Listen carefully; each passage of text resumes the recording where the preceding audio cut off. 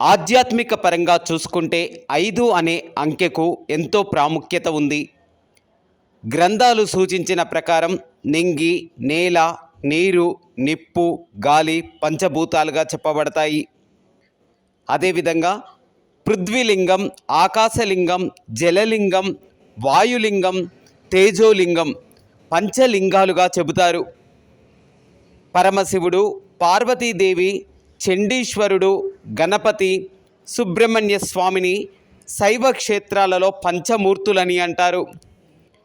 దేవయజ్ఞం, పితృయజ్ఞం, భూతయజ్ఞం, మానుషయజ్ఞం, బ్రహ్మయజ్ఞం పంచయజ్ఞాలుగా పేర్కొంటారు. అదేవిధంగా గణపతి హోమం, సుదర్శన హోమం, రుద్ర హోమం, చండీ హోమం, నవగ్రహ హోమం అనేవి పంచహోమాలుగా పేర్కొంటారు. దీంతో పాటుగా కర్మయాగం, తపయాగం, జపయాగం, యానయాగం, మంత్రయాగాలను పంచయాగాలని తెలుపుతారు. అలాగే ప్రాణ, అపాన, వ్యాన, సమాన, ఉదానాలు పంచ ప్రాణాలుగా చెప్పబడతాయి.